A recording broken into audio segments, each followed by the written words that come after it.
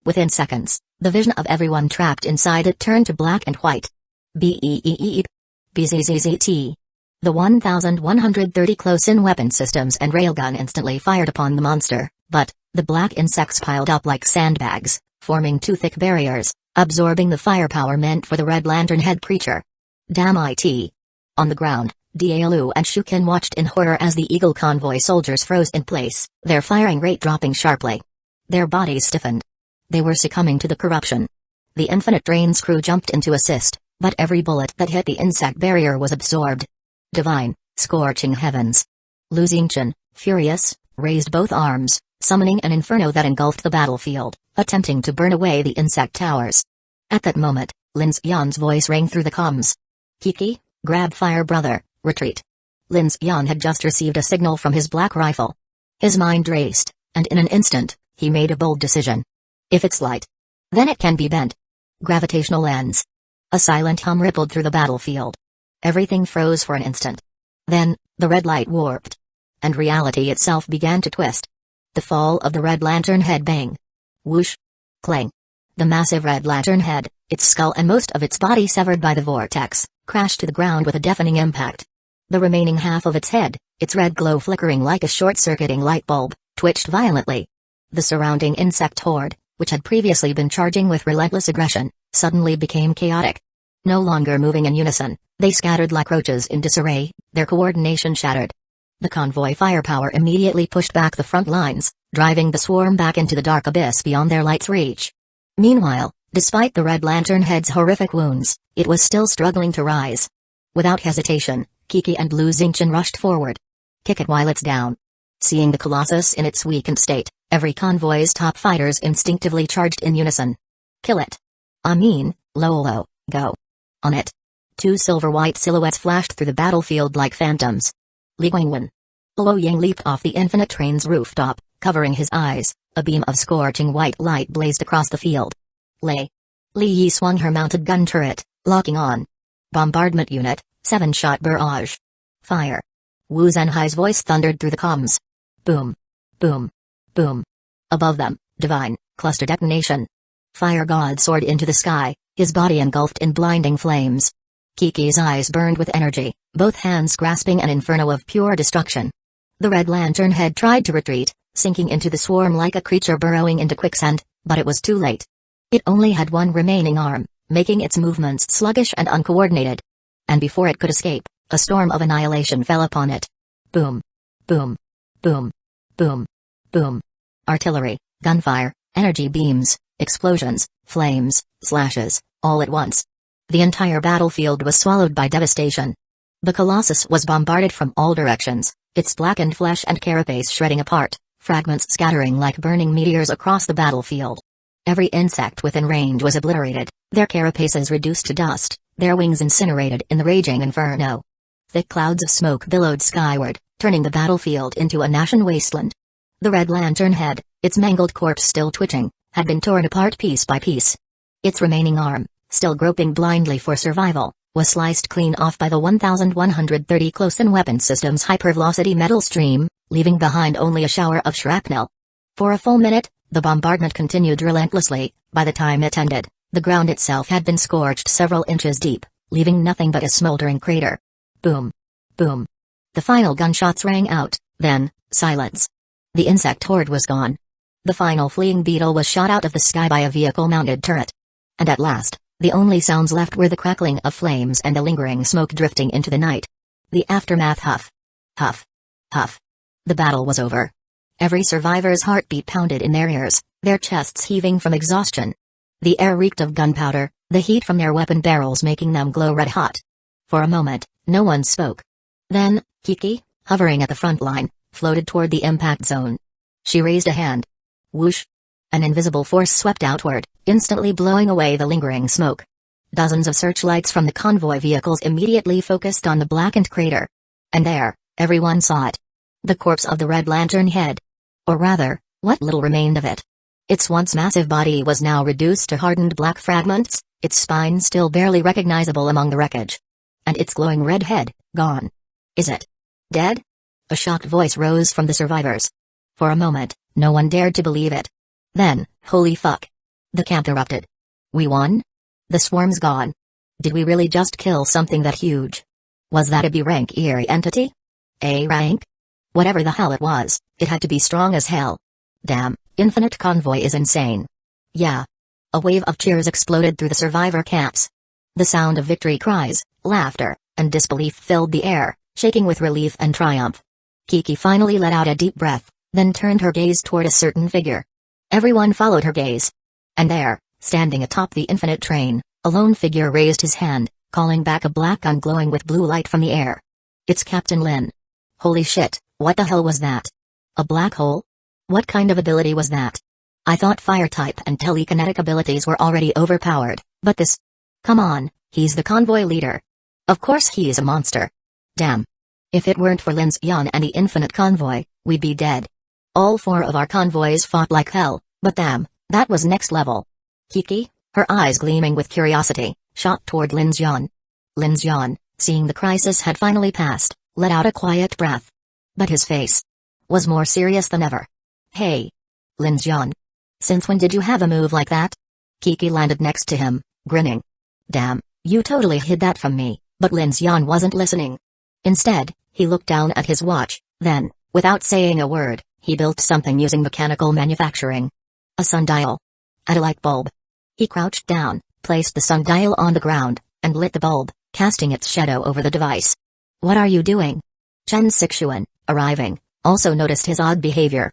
Lin's Yan's brow furrowed as he muttered calculations under his breath, shifting the light and measuring the shadow's angle. Then, he froze. A moment later, his expression relaxed. As I thought. At first, he had assumed he was seeing a different time dimension. That the daylight he glimpsed was an echo of the past. But now, with precise calculations, he knew the truth. What he had seen was not a different time. It was the real world.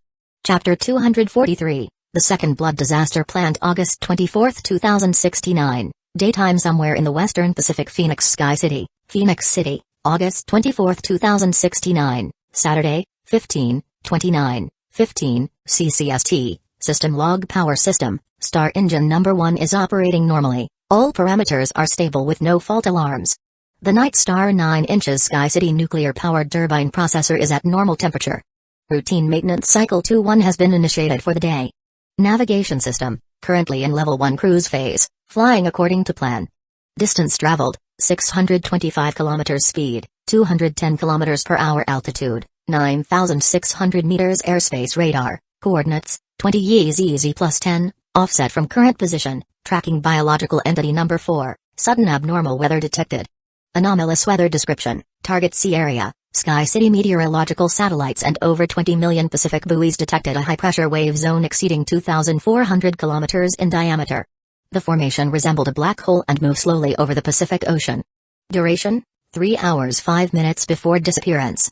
August 24, 2069, Saturday, 15:40:55 CCST, after a resolution by the Sky City Security Committee, reconnaissance drones ZL-02 and ZL-03, along with Night Docker Escort Unit 4, Flight Team 7, were dispatched to investigate.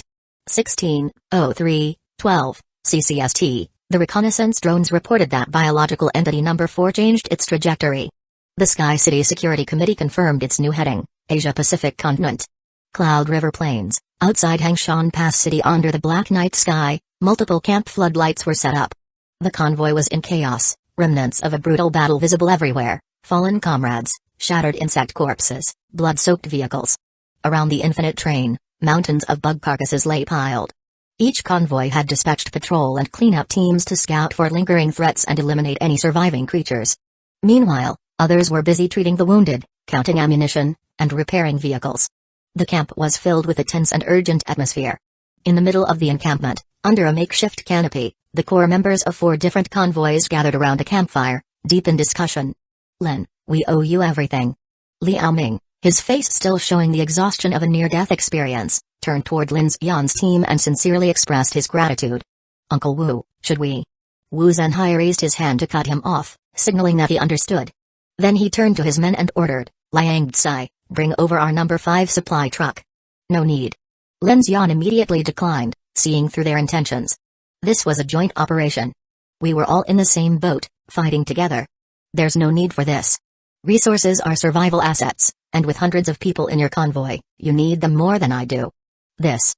Hearing Lin Xian's words, Luo Yang, Liang Lei, and Li Yi, the leaders of the other convoys, became visibly anxious. Lin, your team did most of the heavy lifting.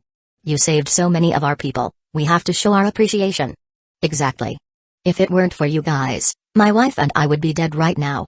Liang Lei, still covered in dried blood, spoke urgently. Lin Xian waved them off. During the battle, every convoy had suffered casualties, except his infinite train, which hadn't taken a single injury. Even though these 3 convoys were clearly hoping for his protection, the reality was that they had formed a defensive ring around the infinite train and had already used every ounce of their strength and firepower. If Lin Xian had wanted payment, he would have spoken up before nightfall, when they still had options. Now, with their people dead or wounded, he had no interest in taking advantage of them. Enough, I appreciate the thought. Lin Xian glanced at the sky, then added, the cold front is moving in. A blizzard is coming soon. Resources are our lifeline. We fought together today, let's consider it mutual assistance. There's no need for formalities. Afterward, he briefly shared his observations on the dark mark with the convoys. So you're saying, if we're inside the monster's territory, we can actually kill it? Li Yi rubbed her slightly swollen stomach, her face filled with doubt and concern. Dark mark. Lin, can we really trust this? Luo Yang, however, nodded in agreement. Logically speaking, what Lin is saying makes sense. It sounds more accurate than the predator effect theory. The only issue is, we don't know if we've been marked or what level the mark is. The only way to tell is if we get attacked, which puts us in a passive position. Passive? It makes no difference. Wu Zhenhai slapped his thigh, his expression stern. If we're marked, we're marked. The only question is when to run and when not to. We won't be lucky every time. Liao Ming nodded in realization. No wonder. The convoys we've seen barely escaping from larger entities. They disappear a few days later. Turns out, they escaped once, but not twice. Exactly. Lin Xian scanned the group. He was only sharing his experience, not trying to push Hull's black chrysanthemum as evidence. If they believed him, he didn't need to prove it. If they didn't believe him, no amount of explaining would matter. In life or death chases, convoys only trust their own experiences. When it really counted, everyone had to rely on their own judgment. Lin Xian could tell from their expressions that they hadn't fully accepted his theory. After all, they couldn't see the mark on themselves, and the pattern of eerie entity attacks was too unpredictable. So instead of arguing, he changed the subject. You're taking the main road from Yhuangku to Yunzu's western mountain range, right? Lin Xian continued, the cold front will hit you a little later, but not by much. I suggest you leave as soon as possible and don't linger. Even with the icebreaker shield, the infinite train couldn't guarantee smooth travel in a blizzard. For their convoys, it would be even worse. At this point, Hangshan Pass City was plummeting in temperature, nearing freezing levels. Understood. Luo Yang nodded. We plan to leave 2 hours before dawn. Based on our speed, daylight should come at 11:25 a.m. tomorrow, but nightfall might arrive as early as 18:20. Wu Zhenhai frowned deeply. Less than 7 hours of daylight. The farther north we go, the shorter that time becomes. Li Yi added. Phoenix's Xilan City base announced they will completely evacuate in 4 days. At our speed, we need to reach Xilan City in 3 days, so we still have time to meet Phoenix's main forces in Xilan. Alright. Lin Xian stood up. Everyone's exhausted. The fear aura of that creature might still be affecting your people, and the black smoke toxin from the bug horde isn't fully cleared. I suggest rotating night guards, and making sure everyone has enough food and water to stabilize morale. Clack. Lin Xian pressed his communicator, giving an order. Moments later, Dialu and a few Infinite train crew members carried over several crates of ammunition and dropped them outside the canopy. Lin, what is this? Liao Ming looked stunned. Ammunition. Lin Xian took a deep breath. You used up most of your stock tonight. There won't be many resupply points ahead. We have extra on board, so take some. No, we can't accept this. Li Yi shot to her feet, her lips dry. You saved us, we haven't even thanked you, how could we take your supplies? That's right. We're not that kind of people. No more discussion. Lin Xian's voice was firm. If you can still hold off the bugs for 5 more minutes, I'll take it back. Silence. At this moment, Wu Zhenhai walked over and opened the crate. Inside the large box was just a single cylindrical container, about the thickness of an arm, very standard in design. Within it was a mass of pitch black, branch-like material. Carefully lifting the container from the box, Wu Zhenhai gently activated a mechanism on its surface. A violet blue glow lit up from within, and the group finally saw clearly what looked like branches. It was actually a plant.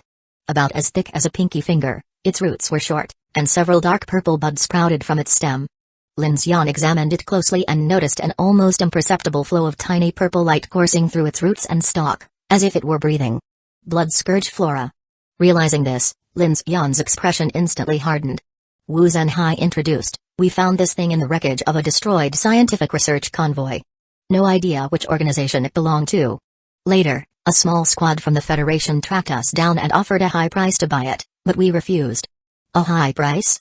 Haha." Liao Ming chuckled, still finding it unbelievable even now. "Yeah, enough to fully equip 2 big Eagle convoy fleets. But Uncle Wu turned them down." Even Lin Xian was taken aback, and Luo Yang, Liang Lei, and Li Yao looked at Wu Zhenhai in confusion. But Wu Zhenhai simply let out a cold sneer. "Who the fuck would work with those Federation dogs? If this thing is so valuable, I'd rather cooperate with Phoenix." But he patted the container, then sighed slightly as he looked at Lin Xian. "We might not be able to deliver this thing to Zilan. So instead, why not give it to you? If it's useful, take it as a token of goodwill. If not, you can trade it with Phoenix for supplies and still make it worth your while." Wu Zhenhai wasn't entirely sure if this thing was as valuable as the Federation claimed, but he was certain it wasn't ordinary. However, he also understood that there was no guarantee his convoy could safely reach Zilan and meet up with Phoenix. From a practical standpoint, this thing was useless to them in the immediate crisis. It made more sense to use it to build a relationship with Lin Xian, especially since they had just taken a significant amount of supplies from him. Most importantly, they were in desperate need of ammunition. If they ran out and somehow survived tonight, what about tomorrow? Lin Xian's emotions were complicated. He was at least 70 to 80% sure that what Wu Zhenhai had in his hands was a type of blood scourge flora. He had personally witnessed the power of Hell's Black Chrysanthemum, the very plant that had helped the Infinite Train escape from Jiazu City and survive this long. Understanding the significance of the blood scourge flora, he saw no need to be polite. "Alright, I'll take it." After a brief pause, he added, "I do know this thing is incredibly valuable. So, how about this? I'll give you some extra weapons." No, this is already enough." Wu Zhenhai waved his hand. "I'm not here to negotiate or trade for profit." "I know." Lin Xian turned around and walked toward the Infinite Train, raising his voice. "That's why I don't want to hear about you dying before dawn." His words made everyone freeze. Not long after, 4 Roar K-23 electric Gatling guns, 3 Thunderstorm A-1 grenade launchers, 12 M556 light machine guns, nearly 3 full caches of ammunition, and a crate of alloy explosives were unloaded from the train and neatly arranged in front of them. The roarers and machine guns were taken directly from the Infinite Train stockpile. Lin Xian didn't have time to manufacture new ones, so he had to rely on the supplies they already had. The ammunition was a mix of existing stock and freshly manufactured rounds. Seeing such an overwhelming amount of firepower, many convoy members gathered around, stunned. Liao Ming and the others were utterly shocked. "Holy shit!" Wu Zhenhai whistled in awe. "I've only ever seen this kind of military-grade weapons transport in the army before." "Lin, are you giving us your entire stockpile or what?" Lin Xian shook his head. "Don't worry. We have more." He turned to Liao Ming. "Liao, you've seen it yourself, our train is stocked with weapons." Everyone immediately turned their eyes to Liao Ming. His expression was conflicted. He had, indeed, seen the Infinite Train's massive armory. Weapons were being unloaded from storage units like they had an entire warehouse on board. But now that Lin Xian put him on the spot, he didn't even know how to respond. "Split these among your people," Lin Xian instructed. "This will boost your firepower significantly. The journey ahead will be filled with blizzards and unknown dangers. For the sake of your brothers and sisters in the convoy, don't hold back." "Alright." Seeing that Liang Lei and Luo Yang still hesitated, Wu Zhenhai took the lead. "We'll gratefully accept Lin's generosity, no need for formalities. Everyone, organize the supplies. Distribute the weapons and ammo." "Yes, sir." The group quickly divided the supplies. Dozens of people swarmed forward, hauling ammunition and weapons back to their vehicles. The convoy members were overjoyed. This unexpected massive resupply meant everyone could finally sleep a little easier tonight. The previously tense atmosphere in the camp immediately lifted. This was, without a doubt, a morale boost for the weary survivors. "Alright, there's still plenty to handle in our convoy," Lin Xian said. "Let's stay in touch over the communicator. We'll be leaving before dawn. If fate allows, let's meet again in Zilan." "Understood. Thank you, Lin." Wu Zhenhai nodded. His convoy had suffered the worst losses, and they were still scrambling to reorganize. "Lin, Thank you. Luo Ying added sincerely. We'll meet again at Dawn Center. Yeah. Lin Xian nodded. Lin. Li Yi was visibly moved. She stood up, wanting to say more, but Lin Xian cut her off. Your convoy has a lot of kids to take care of. No need for words, just focus on getting them to safety. Liang Lei wrapped an arm around his wife's shoulder and said to Lin Xian, Lin, I've never admired many people in my life. You're one of them. Take care, everyone. The frigid wind howled across the plains. The bleak autumn night had swiftly transitioned into bitter winter.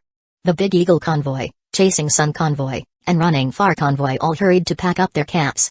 The leaders reorganized their teams, checked on the wounded, and reassessed their strategies. With their newfound ammunition, confidence among the convoy members had risen significantly. On a bus, Li Yi and her team handed out food to the children. Mommy Li Yi. The train is so cool. A little girl exclaimed. Are we going to travel with the train? A boy asked. Yeah. Another chimed in. Li Yi chuckled. Yes, once we reach Ceylon, our forces will grow. There will be trains, cars, and even airplanes. Wow. Does that mean we'll get to sleep in big beds? Yes. And have clean water to drink? Of course. Mommy Li Yi. For my birthday, I wanna eat French fries. Haha, such a greedy little one. Meanwhile, in the Chasing Sun convoy, Luo Ying and his team held a meeting inside an RV. Lolo, you two did great today. Daeyuan, make sure to analyze their movement data and optimize their performance. The two girls were thrilled. Tonight was intense, but we're getting better at working together. Li Guangwen, did your dust wave ability improve? You killed a lot of monsters tonight. The young man scratched his head. Maybe a little. That infinite train crew is insane. Yeah. Fire abilities, psychic powers. And Lin can even use black holes? Luo Ying's gaze flickered. He nodded. Yeah, Lin is incredible. I hope we can meet again in Ceylon. The night deepened, and the journey ahead remained perilous. But for now, hope burned bright. At the Big Eagle convoy, the atmosphere remained solemn despite the recent boost in supplies. The weight of lost lives hung heavy over the survivors. Inside a living carriage, a middle-aged woman was busy preparing hot meals, distributing them to the wounded. Beside her, a young boy diligently helped, his small hands working tirelessly. Two convoy members approached, carrying supplies. Sister Li. I got it. The woman's eyes were red, but her hands never stopped moving. Hurry, give these to the wounded. It's the middle of the night, we can't let their conditions worsen. Her voice faltered slightly, but she pressed on. We can't let them end up like Li Dong. Hearing this, the two convoy members fell silent for a moment. Then, with a heavy sigh, they began distributing the hot food. For those fleeing the apocalypse, death had become an everyday reality. Elsewhere in the convoy, Liao Ming was tending to the wounded while messaging Wu Zhenhai over the communicator. Liao Ming, Uncle Wu, we lost 6 people. 13 injured. Situation you under control for now. Wu Zhenhai, send the names to Song Li, make sure their families in the living carriage are looked after. Liao Ming, understood. Also, Chen and a few of the kids keep asking to join the combat teams. Those little brats have so much energy now. Wu Zhenhai exhaled deeply as he read the message from the back of his truck. Wu Zhenhai, they're not even 14 yet. Tell them they can talk to me after we get past the snowfields. If they have extra energy, they can help with logistics. Chapter 244, Cold Dark Basic Particles. The night wind howled as the extreme cold vortex spread over a vast area. Near Hangshan Pass, delicate snowflakes began to fall. After the brutal battle, the camp slowly returned to order. The once chaotic convoy was now falling into silence. Infinite train, lights blazing. You little brat. Inside car number 2, Kiki pinched Shasha's cheeks, scolding her, how dare you take the mecha out without my or Lin's permission? You've got some nerve. I was wrong. Kiki, I swear I was wrong. It's fine. Lin Xian said directly. The bug horde completely surrounded us. Using mechas made sense in that situation. He glanced at Shasha and added, I'll modify the door of car number 11 tonight, so next time, you won't have to climb out. Shasha quickly escaped Kiki's grasp and nodded enthusiastically. Huh. I'll listen to whatever Lin says. Assessing the battle, all the core members had gathered in car number 2 to review the battle. We've secured this area. Someone noted. For now, staying put to a group is relatively safe, but the extreme cold vortex is spreading rapidly, we can't stay too long.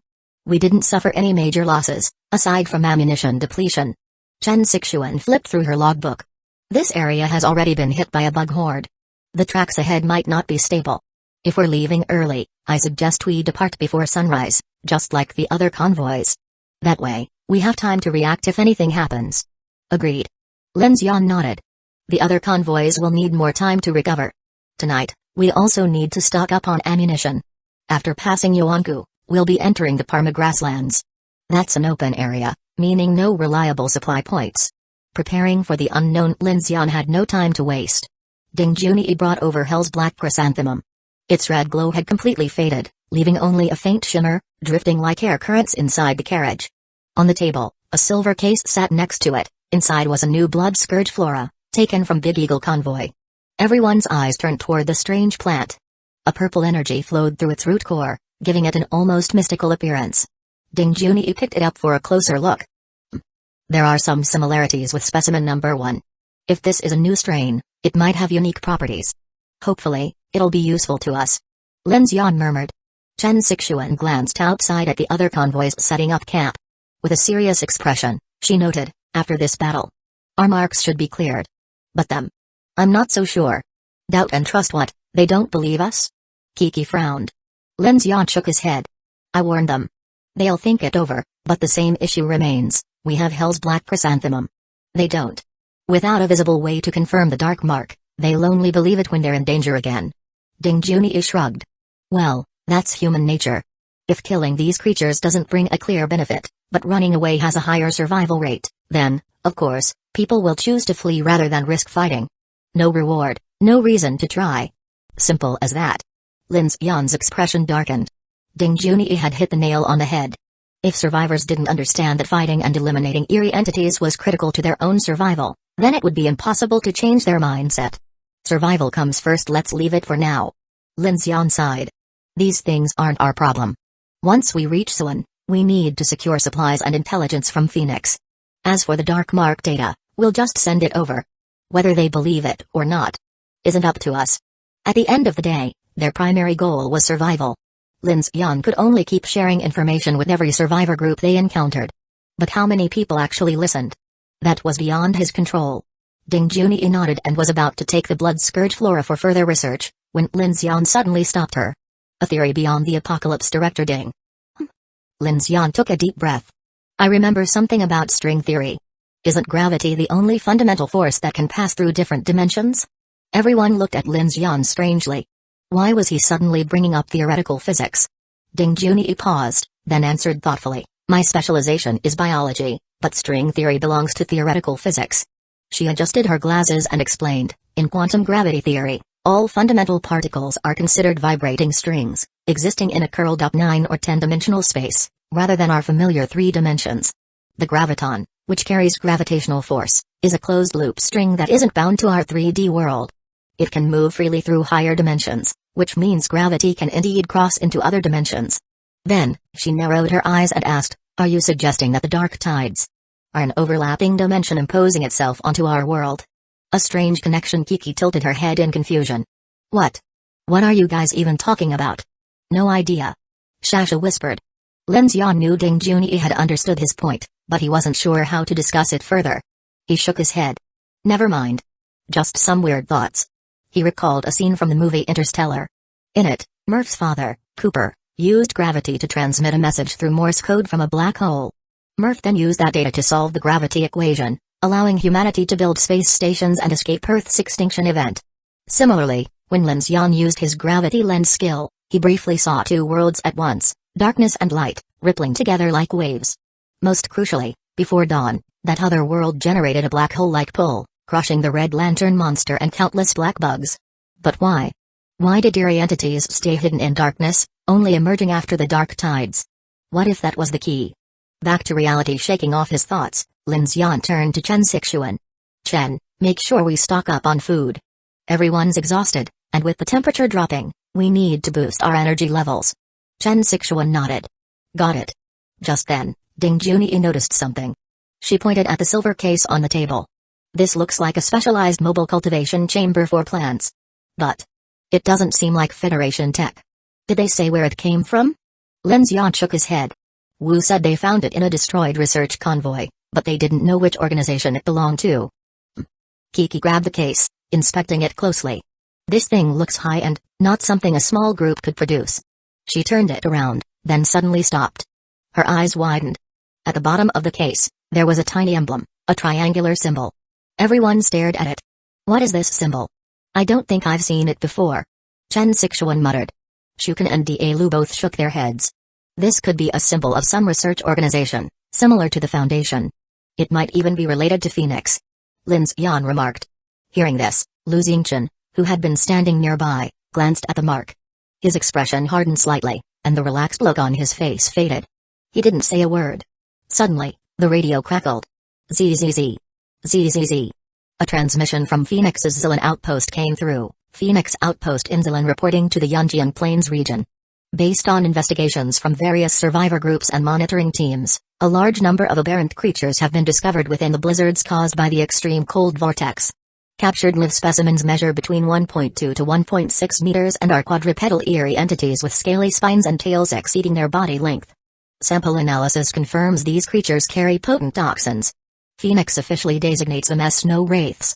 They primarily hide beneath the snow layers, can conduct limited activity during the day, and enter a frenzied state at night. ZZZ. Global transmission from Phoenix Federation.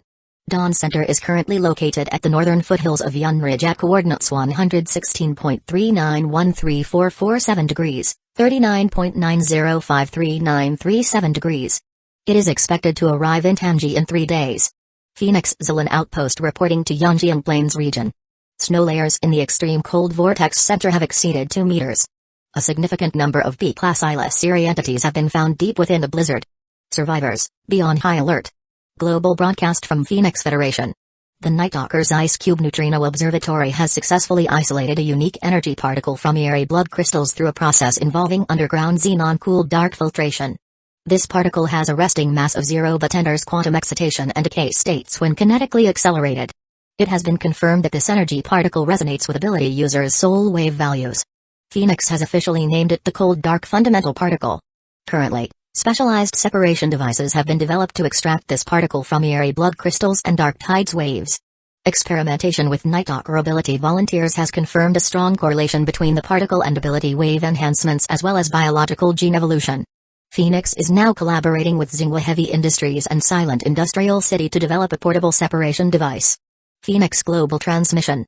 147 additional mobile support outposts will soon be deployed to assist, train, and support survivor groups in strengthening fundamental survival capabilities. The Nightwalkers organization warns, do not consume eerie blood crystals. Always wear protective gear when handling them to avoid contamination from dark forces. Another transmission cut in. ZZZ. Survivor shortwave frequency. White light convoy issues a warning to all survivors within 500 kilometers. ZZZ. We have been completely wiped out. Our location is 150 kilometers northwest of Chixia route. We repeat, do not run if you encounter snow wraiths. The more you run, the more of them will appear. ZZZ. This is Flying Tiger Convoy. We're moving towards the Yunzu mountain range. We've encountered multiple convoys suffering heavy casualties. The snow melt is toxic, do not filter or drink it. If you're still alive, head to areas with no snow.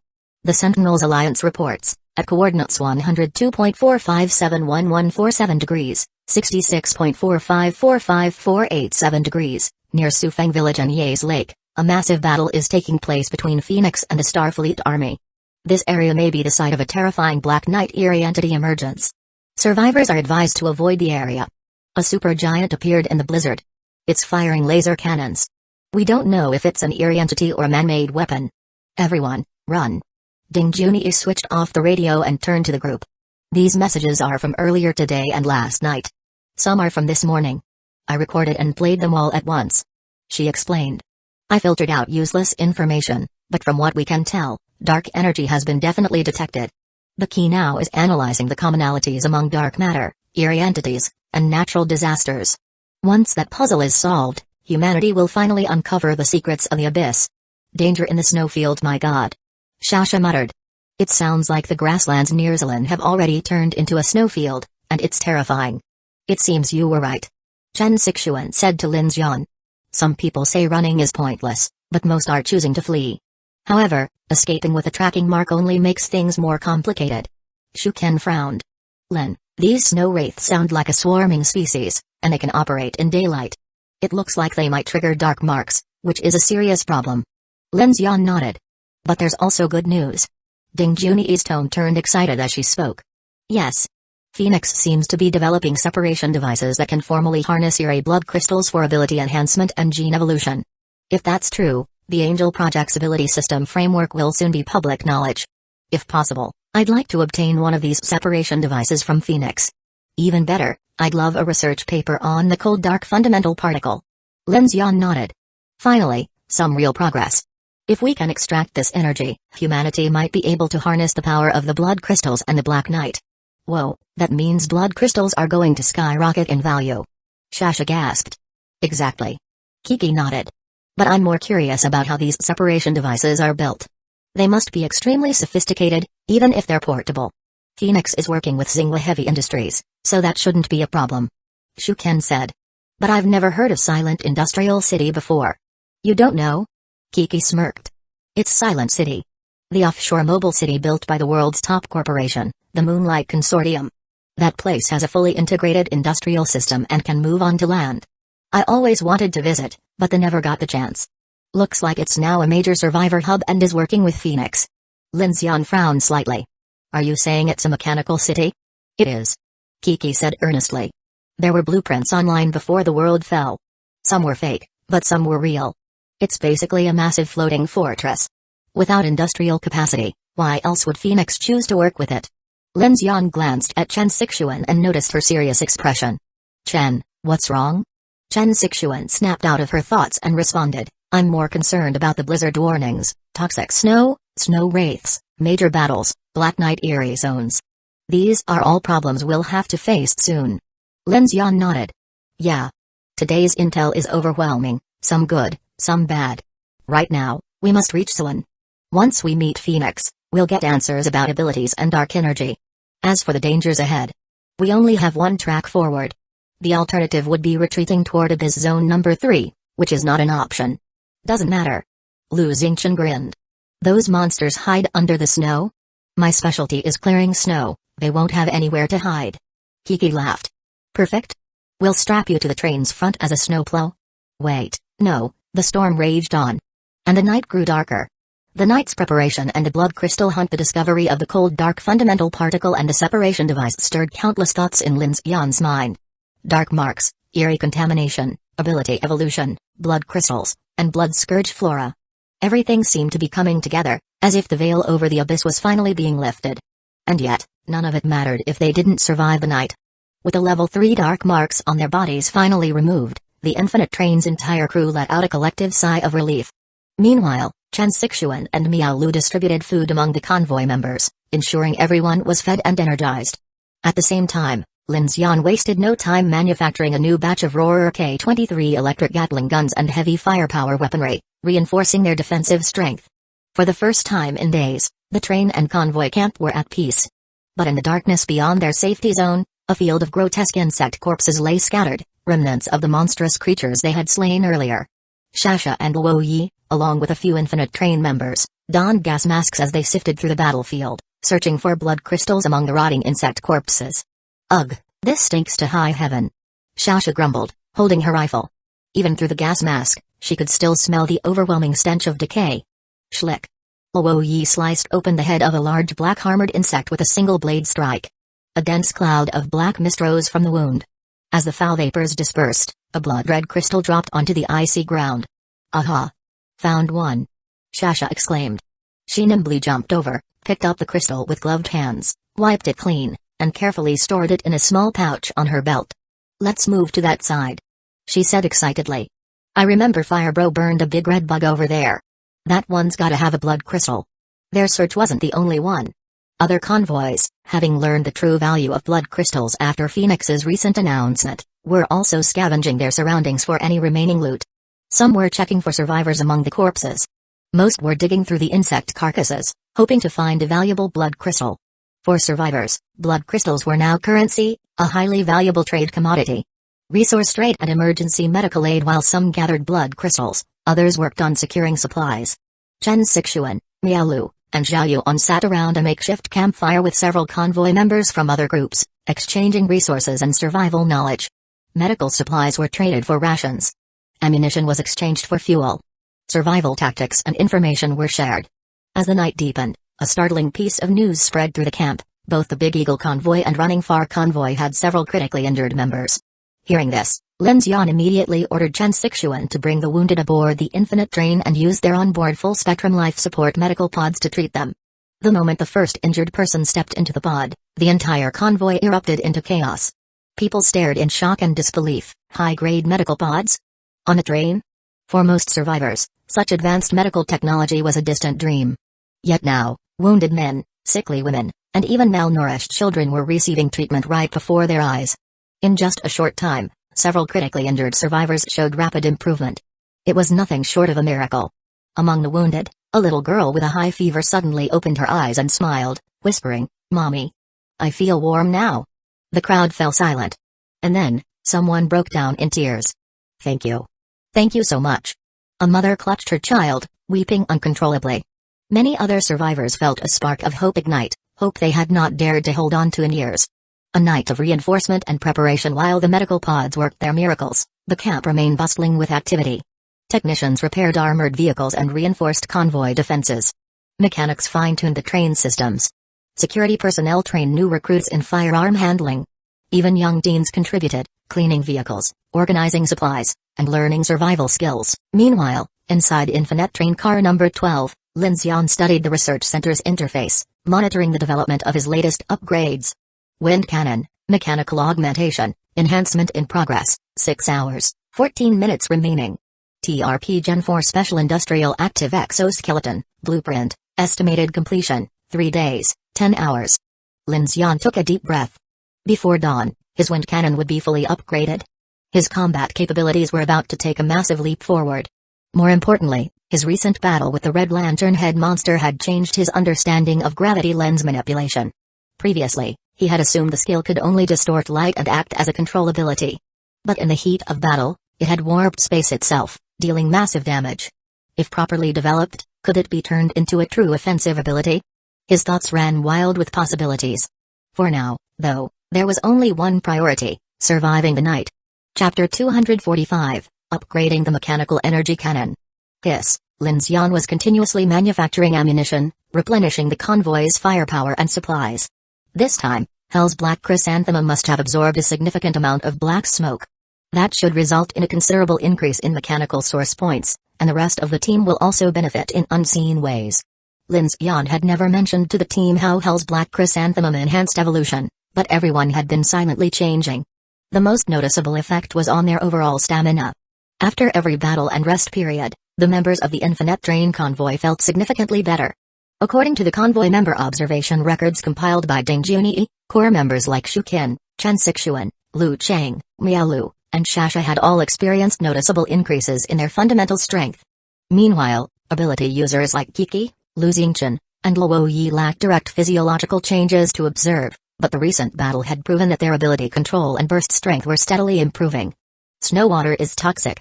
As Lin Xian was crafting bullets, this issue suddenly came to mind, and his face darkened. He looked up at the roof of the train. Though he had reinforced it in multiple ways, he hadn't accounted for water seepage and airtight sealing. Back when he was planning the train, he had considered threats like toxic gas and oxygen depletion. His solution was to rely on the train's water-oxygen circulation system to support the air supply throughout the train. But along the way, his focus had been entirely on upgrading weapons and armor, pushing this issue indefinitely down the priority list. Now, with the toxic snow looming, he had no choice but to take it seriously. As he worked and thought, he didn't notice someone quietly entering the carriage. "Captain Lin?" A soft, slightly hesitant female voice broke the silence. Lin Xian looked up to see Zhao Yuan, who lived in the living carriage. She had just taken a shower. Droplets of water still clung to her damp hair, and she was wrapped in a large bath towel, wearing only a thin set of clothes underneath, clearly sleepwear, though not quite pajamas. Lin Xian noticed her nervous expression and asked, "You need something?" "Oh. No, yes." Zhao Yuan looked flustered under Lin Xian's gaze, her eyes darting nervously. "I just saw you. Still busy so late, so I wanted to ask if you'd like some hot soup." "Hot soup?" Lin Xian frowned slightly. No. That's not what I meant." Zhao Yuan panicked as soon as he asked, waving her hands in a rush to explain. "It's from my personal supply of canned fruit. I didn't take extra from the convoy's resources. If you want, I can make some for you." Under the glow of the light, Her flushed face looked uneasy. She lowered her head and murmured, "I make a pretty good pear soup. It warms the stomach." Zhao Yuan had a soft, curvy figure and a quiet demeanor, the kind of girl who, when she smiled, felt especially warm and likable. She got along well with everyone in the convoy. Though she didn't contribute much in battle, she was young, intelligent, well-educated, and a great cook. Alongside Miao Lu and Chen Sixuan, she often helped manage the convoy's daily affairs and was already becoming an integral part of the team. "Sure," Lin Xian said. He noticed her flushed cheeks and slightly unnatural posture. He had vaguely sensed her sneaking glances at him for a while now, but he neither acknowledged nor rejected it. Instead, he simply returned to crafting bullets. Hearing his agreement, Zhao Yuan's eyes lit up, and she hurriedly nodded, her words stumbling over each other. "All right. Okay. Captain Lin, you wait here." Then, she quickly turned and ran off toward the dining car, her steps light and hurried. A short while later, she returned, carefully carrying a bowl of sweet canned pear soup in a meal box. Lin Xian took it, drank a mouthful, and couldn't help but praise, "This is really good. Did you add something extra?" Hearing his compliment, Zhao Yuan was thrilled. She moved a step closer and pointed at a few floating stems in the soup. "It's dried vanilla seeds and dried lemon verbena." She bent forward slightly, her ample chest swaying slightly in front of Lin Xian's eyes. Realizing she was too close, she quickly stepped back. "I found them while gathering supplies and brought them onto the train." "Oh, nice find." Lin Xian sighed. He knew everyone in the living carriage had their own personal habits. Besides the primary resources, each person's safe cabin held various personal items. Even in the apocalypse, people clung to the remnants of a normal life. Even in a world on the brink, people still yearned for warmth. He drank half the soup in big gulps, then looked up and saw Zhao Yuan still standing there. "It's getting cold. You should go to bed. I'll take this to the dining car when I'm done." Zhao Yuan's eyes flashed with a hint of disappointment, but she nodded. "All right. Then, Captain Lin, rest well too." 3:00 a.m. The snowstorm howled outside. A thin layer of snow had already covered the convoy's campground. The infinite train and other convoy vehicles still had lights on, night watch guards maintaining vigilance. Ever since the world fell, survivor convoys had adopted a habit of taking night shifts. In the darkness, no one could afford to sleep too soundly. Over time, people had simply adapted to this upside-down rhythm of life. In Car 12, Lin Xian finished crafting a good amount of ammunition. He checked the time, planning to rest for a bit. Just then, the mechanical heart's holographic interface suddenly lit up. Non-mechanical energy converted, plus 1,000 mechanical source points. Lin Xian's eyes sharpened. The eerie cube must have fully converted Hell's Black Chrysanthemum's energy. He stepped into the corridor, watching the faint glimmers of fluorescent energy float through the air. He felt his stamina and focus rapidly recovering. Strangely, despite having spent hours crafting bullets, he felt more energized than before. As he walked toward the living carriage, he passed through the sleeping quarters. Most members were resting soundly. Shu Ken sat on a corridor bench, rifle in hand, watching the dark landscape outside. She immediately stood up when she saw him. "Captain Lin. You should rest, too." Lin Xian often saw her taking night shifts, so he couldn't help but say, "We have enough people now. You should conserve your energy." Shu Ken shook her head. "I'm used to it. It's actually dangerous that everyone on the infinite train feels so safe. That's why I stay up at night, I feel better keeping watch." Lin Xian nodded. She had a point. It was necessary to have officers on duty at night to handle emergencies. "All right, just make sure to rotate shifts. We'll be entering blizzard zone soon. The threats during the day won't be any less than those at night." "Got it." Shu Ken gave him a confident smile. Car 5. At night, Luo Yi was on watch duty, while Lu Xingchen was already snoring in his sleep. Luo Yi was sitting on a bench, steadily sharpening his steel-slaying greatsword. "Luo Yi, ever since your ability evolved into blood chi, your stamina has skyrocketed," Lin Xian remarked. Luo Yi grinned. "Yeah, feels like I don't even need sleep anymore." "You still need sleep." Lin Xian looked at the massive sword and sighed. Originally, he had positioned Luo Yi as a heavy firepower soldier, but after his blood chi ability awakened, he seemed far better suited for close-quarters combat. That meant armorized weaponry was no longer ideal for him. "Looks like I'll have to focus on enhancing your weapons and mobility instead." People's understanding and planning for the apocalypse and survival come with both advantages and disadvantages. The good part is that rational judgment helps reduce casualties. The downside, however, is that the pressure on all survivors increases significantly. Yes, this is a groundbreaking discovery for humanity. Ding Junyi adjusted her glasses. It's similar to virology. When we successfully isolate a virus strain, at the very least, we understand its true nature. This energy, which can alter consciousness and physical form, is no longer just some supernatural mystery. You seem to be in a good mood? Lin Xian asked. For science, yes. Ding Junyi replied seriously. Idealism and theistic theories undermine scientific progress. That's why I'm relieved to find a tangible scientific explanation for what people call miraculous evolution, even if it is quite extraordinary. Lin Xian walked over to the Silver Dragon 10,000 Mist, noticing that it was still in an early growth stage. It was stored in a soil-free containment unit, and upon closer inspection, delicate purple streaks within its roots and stem looked like intricate pathways in a microscopic world, mesmerizing in their own way. Ding Junyi stepped closer and remarked, the properties of the blood scourge flora far exceed our previous understanding. From what we've seen so far, these unique plants are extremely rare. The Phoenix Organization and other research groups are actively seeking them out. We're fortunate to have obtained 2 of them. Lin Xian nodded. Let's hope they bring us some surprises. Just as he finished speaking, he realized that Ding Junyi had vanished from his line of sight. Looking down, he was caught off guard. She had crouched down, reaching for his belt. Wait. What are you doing? Lin Xian asked in shock. Ding Junyi's face was slightly flushed, her movements deliberate yet gentle. She calmly replied, right now, Hell's Black Chrysanthemum is releasing and transforming energy. Under its influence, everyone on this train is undergoing some form of evolution or change. That's why I want to conduct an experiment. She slowly lifted her gaze, her expression filled with curiosity and intensity. The question is, does this evolution intensify when a person is in an excited state? Lin Xian was stunned. Wait. Are you really doing this for science? Ding Junyi's hand firmly gripped his waistband, her gaze filled with deep contemplation. Lowering her voice slightly, she said, if we're being precise, I want you to experiment on me. The lights in Car 3 dimmed, and in the quiet shadows, Ding Junyi felt her body heat up. That battle against the swarming hordes had ignited something deep within her. As someone who had always been dedicated to rigorous scientific pursuits, she had long dismissed certain human instincts as trivial distractions. She had buried herself in research, rejecting any frivolous indulgences. But this was the end of the world.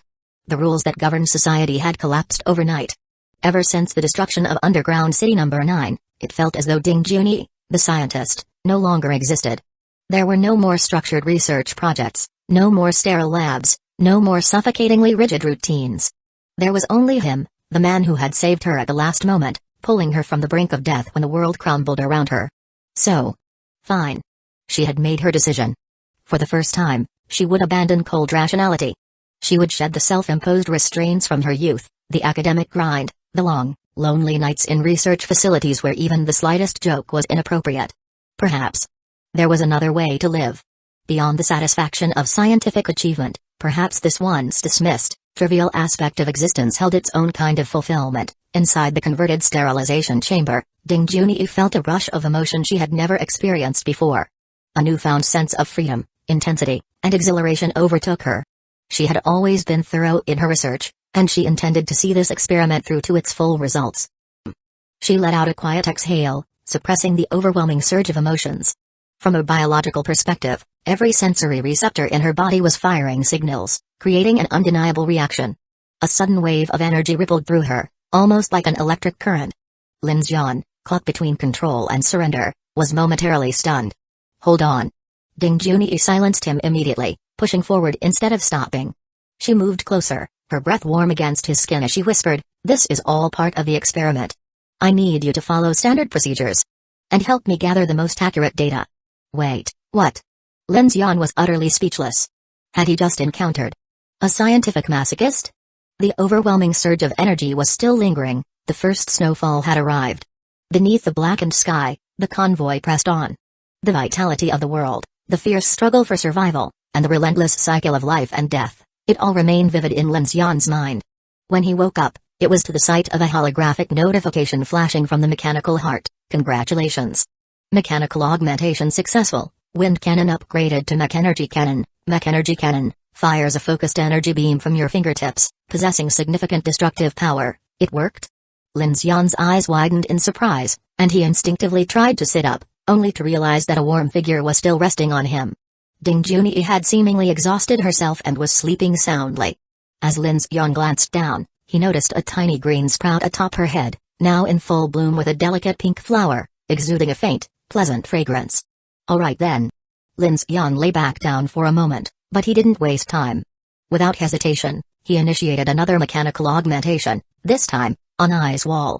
Mechanical augmentation in progress, Ice Wall, time remaining, 1 day, 19, 59, 59.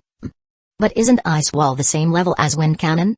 Why does its augmentation take nearly twice as long? Lin Xian frowned slightly. After several hours of energy recovery, he felt that his stamina had mostly returned.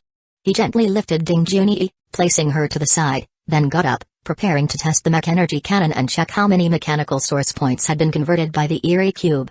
Exiting Car 3, Lin Xian headed straight for Car 1 and activated the Eerie Cube. Non-mechanical energy converted, plus 550 mechanical source points, alert.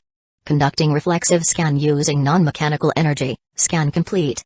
No fear-based threats detected within the train. Dark energy intrusion successfully blocked, 550 points? Lin Xian was taken aback. The mechanical source points gained from this battle were even greater than what he had harvested from the giant parasite before. It seemed that those insect creatures had contributed quite a lot.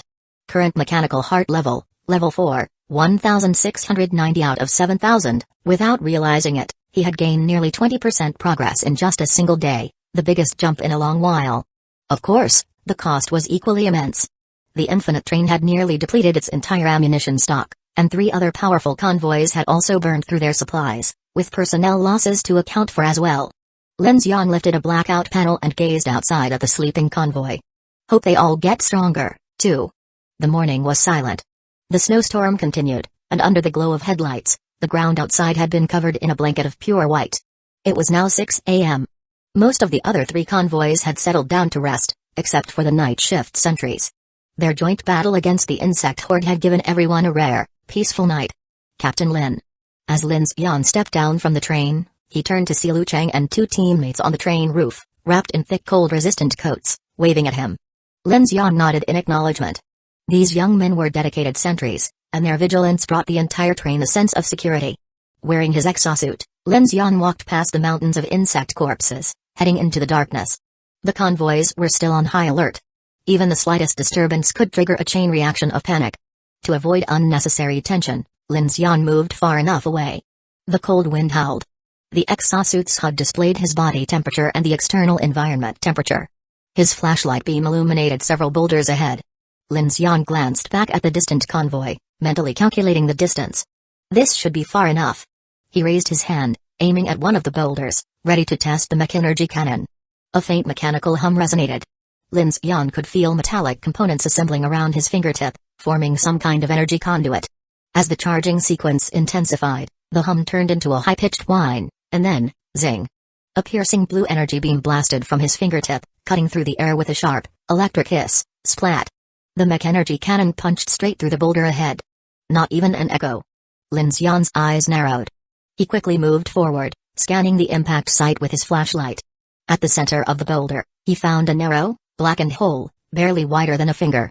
He reached out to touch it, tch. His hand jerked back immediately, the hole was scorching hot.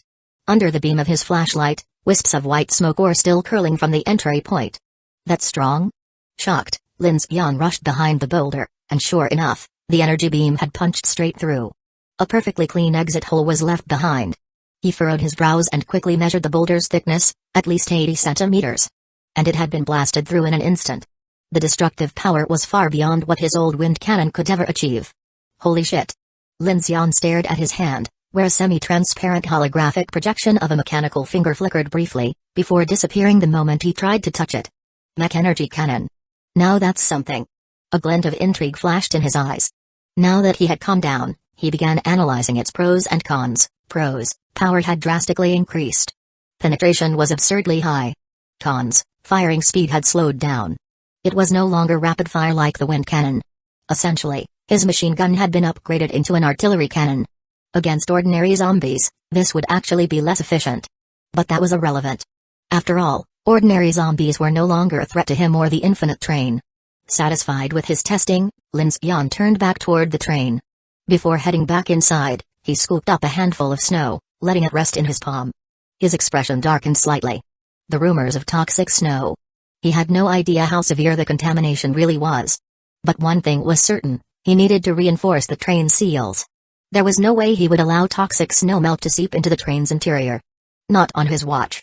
Chapter 246, Rushing into the Snowstorm. Lin Xian's plan was simple. After completing the train's maintenance and repairs, if there was still time, he wanted to build himself a TRP Gen 4 Special Industrial Active Exoskeleton Power Suit. His first thought was to make it for Shuken or Chen Sixuan. Both of them were genetic evolution type ability users who needed better mobility, and equipping them with the suit would greatly enhance their combat effectiveness.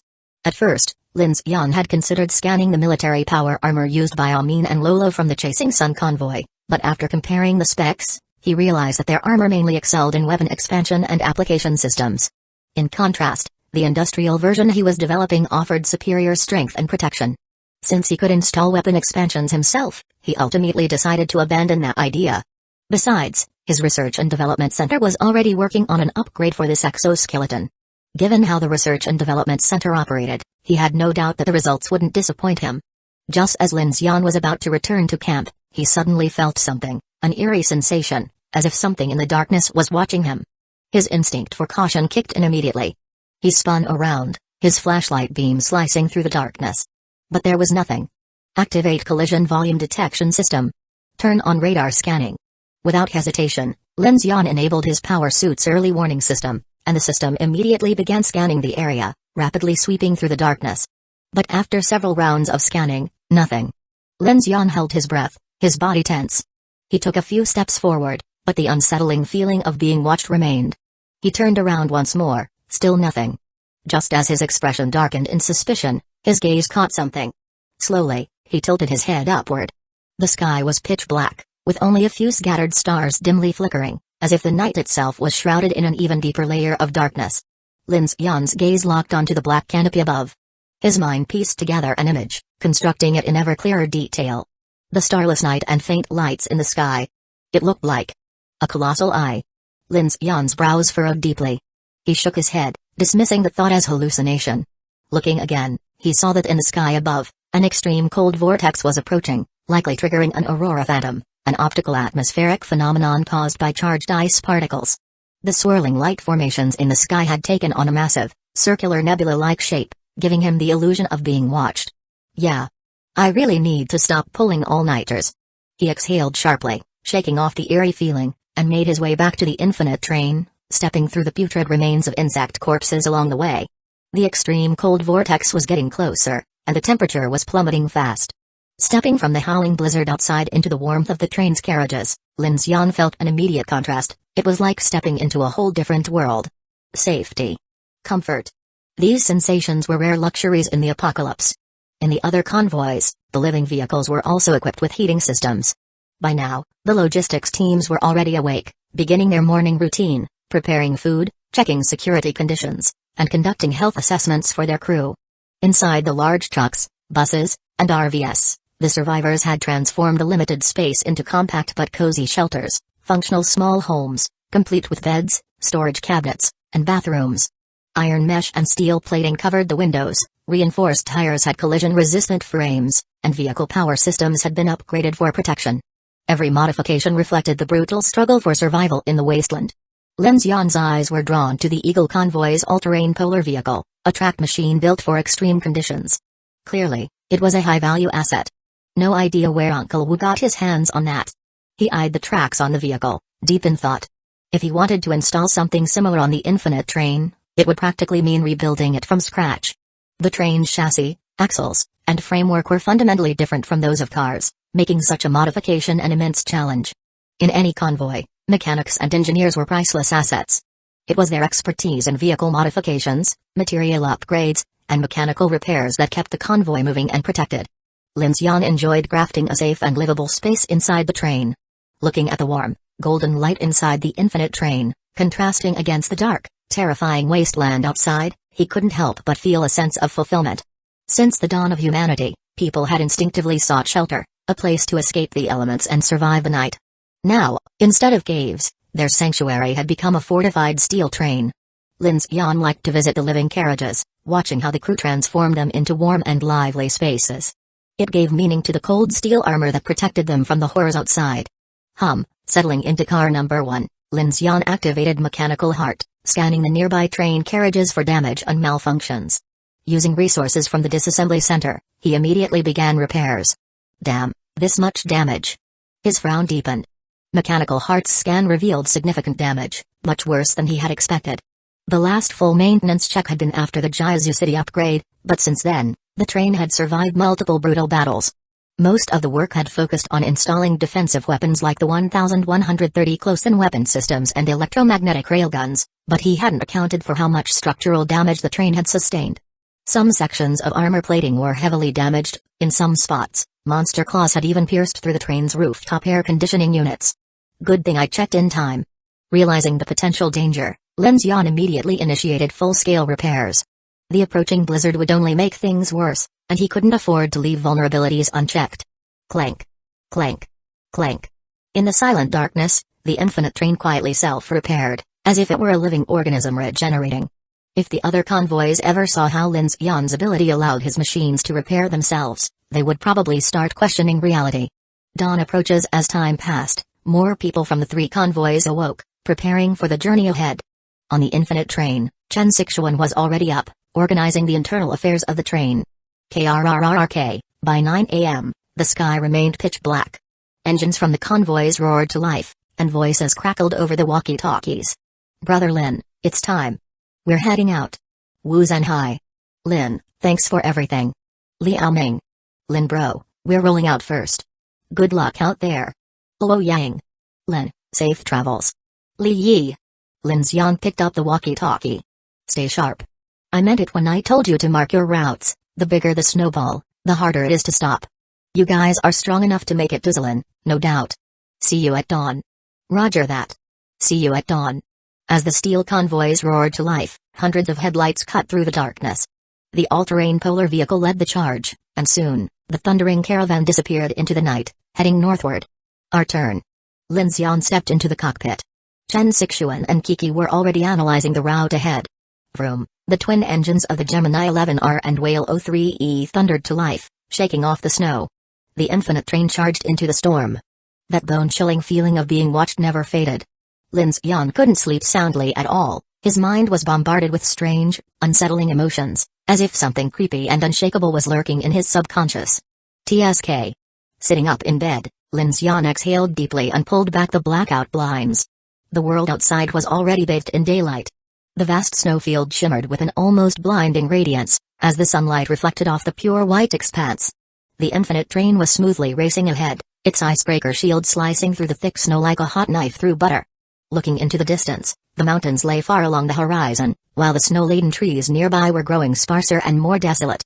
The vast palma grasslands stretched out ahead, but gone were the lush green meadows of the past. Now, all that remained was an endless world of white.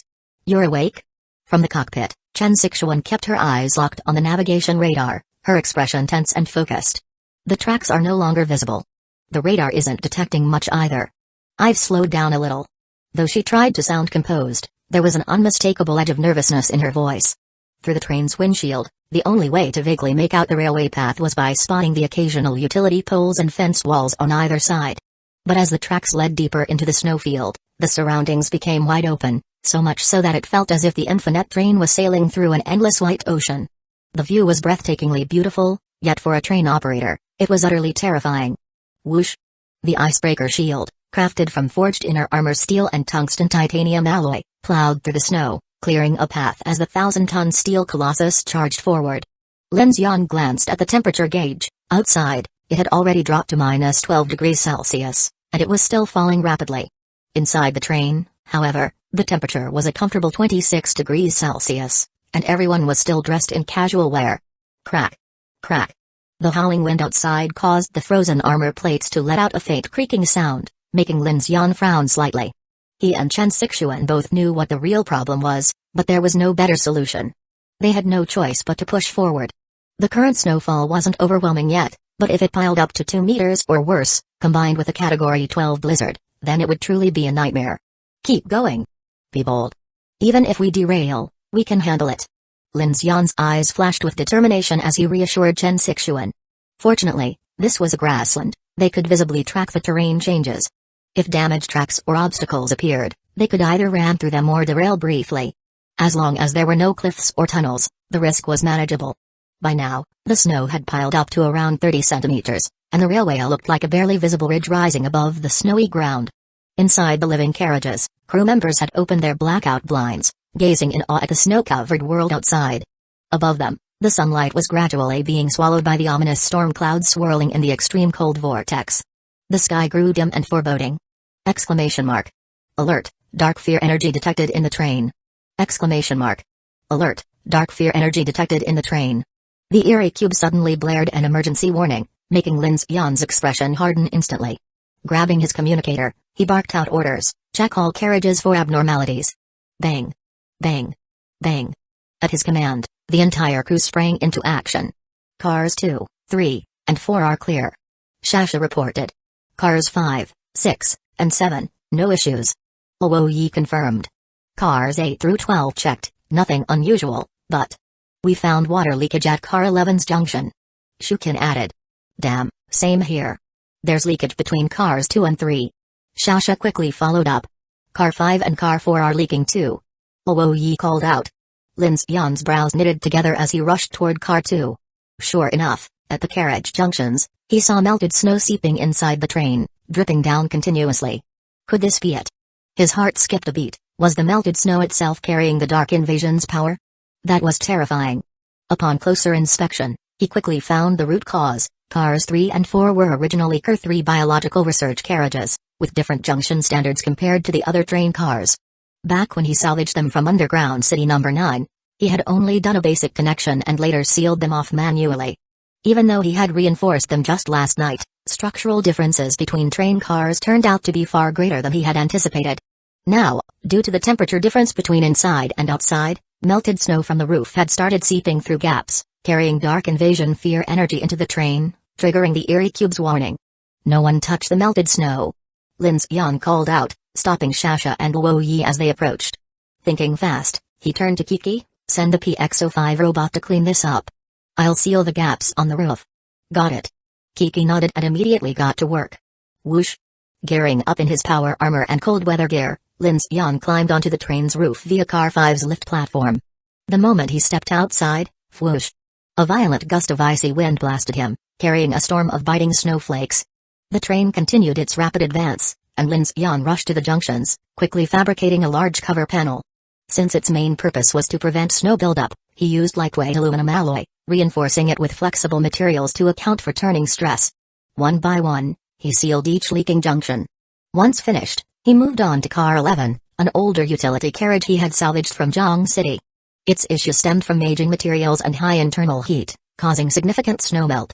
Using the same method, he patched it up. To be safe, he decided to inspect the nuclear-powered drive car at the end of the train. But just as he reached the final carriage, his eyes caught something disturbing. Beneath the snow on both sides of the tracks, something was moving. Something alive. Lin Xian froze mid-action. Activating his power armor's combat assist system, he zoomed in for a closer look. The infinite train sped along like a lone black ship, sailing across an endless white ocean. But now, beneath the disturbed snow layers, shallow, shifting trails were forming, accompanied by a soft, eerie rustling sound. Like something burrowing just beneath the surface. And it was multiplying. Lin Xian crouched low, eyes sharp as he observed the movements behind them. The trails were increasing. His communicator clicked on, everyone, stay alert. There's movement in the snow, it might be the snow wraiths from the survivor reports. And just like that, the battle for survival had begun. The snow wraiths strike the moment Lin Xian issued the warning, he abandoned his repair work and rushed back inside through the Car 11 lift platform. Woo, the PX-05 robot swiftly vacuumed the snow off his armor as he landed inside the train. In the corridor, Shu Qin, Lu Chang, and Miao Lu hurried toward him, guns in hand, their faces filled with urgency. Lin. Something's definitely wrong. We're being stalked. Shu Qin reported. Hold the rear carriages. Lin Xian ordered as he stripped off his cold weather gear and headed for Car 3. Inside Car 3, Ding Junyi was already monitoring the situation. The eerie Hell's Black Chrysanthemum, a biological anomaly capable of tracking dark energy fluctuations, had begun to glow with a sinister red light. It's evolving. Before Lin Xian could even ask, Ding Junyi responded, her fingers flying across her mobile terminal, documenting the data in real time. She lifted her hand and pointed at the Hell's Black Chrysanthemum, voice grave. The dark mark is spreading. It's reaching level 1. Lin Xian's expression darkened. Damn it. It had marked them. This wasn't just a random ambush, it was a hunting strategy. These creatures were stalking their prey, waiting for nightfall to attack at full force. Lin Xian immediately recalled the radio transmission from a doomed convoy, a group that had tried to flee but was wiped out overnight. This was the same pattern. If they didn't act now, they'd be dead by sundown. All units, open fire on the moving entities beneath the snow. Copy. Engaging. Rat-a-tat-tat. Boom. Boom. The infinite train roared to life with thunderous gunfires, machine guns, rifles, and auto turrets opened fire from both sides of the train. The snowy landscape was instantly torn apart, sending plumes of snow dust into the air. Screech. Amid the gunfire, high-pitched screeches echoed as bullets ripped into unknown creatures, splattering green blood across the pristine snow. Up on the train's roof, Lu Xingqian activated his flamethrower, unleashing a sea of fire onto the snowbanks. Come out and fight, you cowards. Divine, Inferno Wildfire. Two massive fire pillars erupted, incinerating layers of snow and exposing the monstrosities underneath. As the flames raged, the creatures, white hyena-like beasts with spiked tails, burst out of the snow, finally revealing themselves. They were snow wraiths. The monsters attacked suddenly. Hundreds of the snow wraiths began emerging from the snow, their ghoulish white fur blending perfectly with the landscape. They were writhing, struggling, their bodies twitching in pain from the fire and sunlight, as if their true strength had yet to awaken. And yet, despite their suffering, they lunged at the train in a suicidal frenzy. They're trying to board. Whoosh! Dozens of snow wraiths leaped onto the train, aiming straight for Lu Xingqian. Come at me, you bastards! Lu Xingqian's eyes gleamed with madness as he spread his arms wide, conjuring a net of flames that slammed into the creatures midair, burning them into smoldering husks before they could reach him. Damn, these things are persistent. Below, inside the train, the firing ports continued to rain down bullets and explosives, shredding through wave after wave of snow wraiths. Despite their sheer numbers, their movements were too erratic, making them difficult to kill efficiently. Lin, there's too many. From Car 3, Ding Junyi issued a grim warning, we don't have enough bullets to kill them all. Lin Xian clenched his fists. She was right. Even if they kept firing all day, they'd run out of ammunition before they could kill them all. And once night fell, the snow wraiths would enter their true hunting form. This wasn't sustainable. Lin Xian took a deep breath, then we stop shooting. We kill them at night. A change in strategy inside Car 3, Lin Xian gathered his core team. We can't afford to waste bullets like this. These things are just stalling until sundown. Shu Ken frowned. Then what's the plan? We can't just sit here and do nothing. Lin Xian nodded. Exactly. We let them mark us. Luo Yi's eyes narrowed. You mean? Bait them? Yes. Lin Xian's expression was dead serious. He turned to Ding Junyi. If we let them fully mark us, what happens? Ding Junyi tapped on her terminal. Once the dark mark reaches level 3, they will prioritize us as their primary target, meaning all of them will attack at once. Lin Xian's lips curled into a smirk. That's what we want. Shu Ken's eyes widened. Wait. You want them to all attack at the same time? Lin Xian nodded. If we let them hunt us on their own terms, they'll pick us off one by one.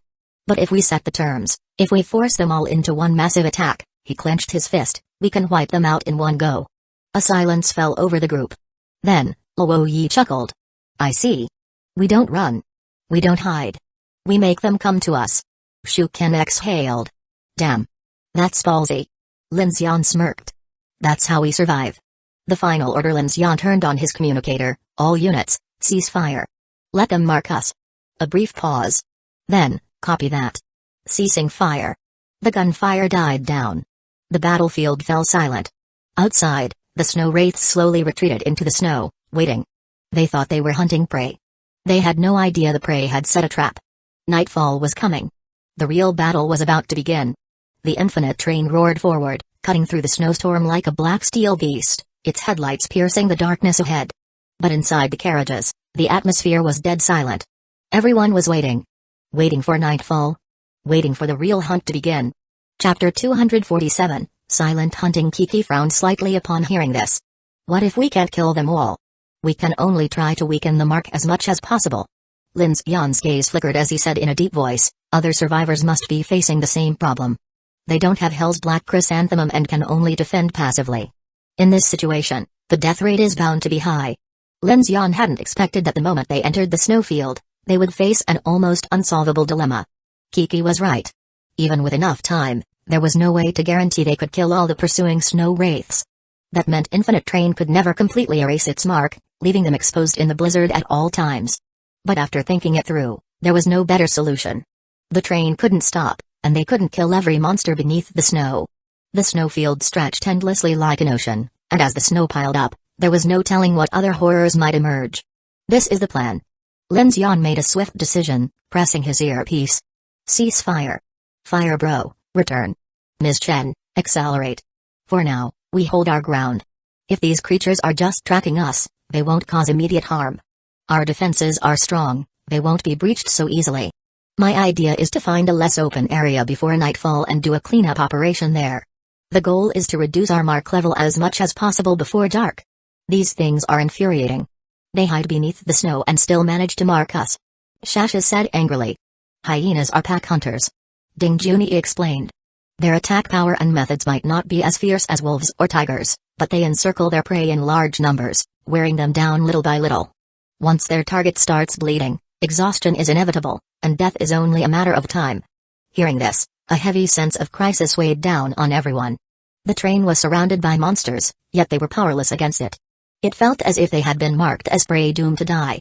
Once darkness fell, the snow wraiths would swarm and devour them completely. Lin Xian raised his voice, rallying the crew. But what we do know is that these things won't attack before nightfall, and we can observe our mark levels. This gives us some control. We can at least decide what level we enter the night with. I have a suggestion. Ding Junyi glanced at Hell's Black Chrysanthemum and pointed at it. Once our mark reaches level 5, we open fire to relieve pressure. A level 5 mark might be beyond our ability to handle, so let's not take unnecessary risks. Lin Xian watched as the disaster floor's crimson glow shifted and nodded. I was thinking the same thing. He turned to the team. That's the plan. Stay alert. Once we hit level 4, we fire again. I'm worried that as the snow thickens, reducing our mark level will only get harder. The worst-case scenario would be if they couldn't kill the marked ones fast enough, leading to a level 5 dark hunt tonight. If that happened, their only hope was that they wouldn't encounter something on the scale of an atmospheric mica monster in the blizzard. The relentless pursuit of the snow wraiths put everyone on Infinite Train on edge. Many wore grim expressions as they watched the snow deepen, the storm intensify, and the shapes moving beneath the ice. SHH. More and more snow wraiths were gathering. Inside the train, the atmosphere became unbearably heavy. Time ticked away, each second like a countdown to disaster. The entire train felt like a pressure cooker, the tension making it hard to breathe. Lin Xian strode toward carriage 12. The only thing he could do now was produce as much ammunition as possible, especially for the Roarer K-23 electric Gatling gun, Thunderstorm A-1 grenade launcher, and the 1130 NT-8Z Vulcan military siege mech, all of which required large-caliber rounds. Against pack-hunting creatures, the best countermeasure was overwhelming firepower. In his disassembly space, most materials had already been converted into ammunition components. Under his dual-hand mechanical manufacturing ability, bullets poured out rapidly. Meanwhile, the others worked in full swing, hauling crate after crate of ammo from carriage 12 to supply the firepower points, grenade launchers, 12.7mm heavy machine gun rounds, and 30mm tungsten core armor-piercing shells. Lin Xian was producing them like a madman. At the same time, he silently prayed that Da Ying and the other 3 convoys had listened to his warnings about dark marks and taken precautions. They rerouted through Yunzu Mountain's western pass. The snowfall shouldn't be as severe there. Lin Xian thought. Chen Sixuan, who was monitoring road conditions, had also received the latest updates. Her expression was grim as she stared at the ever-deepening snow ahead. Above, the massive storm vortex loomed like a dark maw threatening to consume the world. Before reaching Dalat town, we have to pass through Wuliasatai Mountain. The altitude isn't high, only a few hundred meters. The terrain here. She reviewed the route record she had prepared earlier. Normally, when facing eerie entities at night, the best strategy was to find an open area for maneuverability and retreat options. But under current conditions, it was the opposite. Endless snowfields stretched on both sides, hiding an unknown number of snow wraiths beneath. If they didn't find a more enclosed terrain to make a stand, they would just attract more predators until they ran out of ammo. Finding a defensible position before nightfall became Chen Sixuan's top priority. In carriage 5, Lu Xingchen cracked his knuckles in frustration, looking at Daluo, who was methodically preparing ammunition. He muttered grimly, "This is like controlling fire, too much burns everything, too little leaves a mess behind. These damn monsters are a real headache." "You? Frustrated?" Daluo snorted without looking up. I suggest you finish your tea now. From this moment until nightfall, we cannot relax. Relax, my friend. Lu Xingchen sat cross-legged on his meditation cushion, closing his eyes like a sage. I always have plenty of energy. These snow wraiths are natural enemies of my divine flame. Tonight, just watch me unleash carnage. Whoosh! Above, the terrifying extreme cold vortex churned ominously. The blizzard howled, whipping cobalt blue ice crystals through the sky. At its core, a chaotic space distortion flickered violently. Snow roared across the train, visibility dropping as temperature and wind speed plummeted. From running beneath the sunlit snow earlier to now being engulfed in a raging storm, Infinite Train had traveled less than 2 hours, proof of the extreme cold vortex's terrifying speed and reach. Crack. Crack. Crack. Frost formed rapidly on the windows, cold seeping into the carriage junctions. Feeling the rapid temperature drop, Lin Xian increased the train's internal heating. Lin, we've got a problem. In carriage 10, Shuken watched the snow wraiths swimming through the ice like a school of fish and reported through the comms, they're increasing in numbers. You were right, the thicker the snow, the more of these things appear. Beside her, Lu Chang let out a worried sigh. I just hope nothing bigger shows up. Lin Xian turned to Ding Junyi. Director Ding? We've reached a level 2 mark. At this rate, we'll hit level 3 in 30 minutes and level 4 within an hour. Ding Junyi reported calmly. Understood. Lin Xian closed his eyes for a moment, then said, in 1 hour, we start the operation. Shuken, track their movement patterns. When we fire, we need precision. Got it. He checked the time. 16:00. 2.5 hours until nightfall. They would do their first sweep in an hour, then decide when to strike again. His heart tightened. Without enough firepower and precise judgment, they risked making things worse. Now, all he could hope for was that the upcoming operation would yield results. If not, they would have no choice but to stop and force the marks down, no matter the cost. And in this situation, ammo was everything. Beneath the snow, countless snow wraiths swarmed, their movement causing the layers above to ripple. In carriage 3, Ding Junyi fixated on her mobile terminal, monitoring the spectral changes of Hell's Black Chrysanthemum while keeping track of the time. Finally, when the Hell's Black Chrysanthemum reached level 4, she immediately reported through the comms.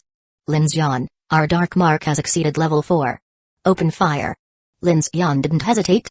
He stopped producing ammunition, stood up, and rushed to carriage 11, unlocking the automatic explosion-proof door. Ra-da-da-da-da. Boom. Boom. Boom. The crew had been waiting for this command. The moment it came through, gunfire erupted. 5 Roer K-23 electric Gatling guns and several M556 light machine guns roared to life. At the same time, Daluo and Lu Xingchen in carriage 5 unleashed their firepower. In an instant, a metal storm poured into the boiling snowfield on both sides of the train.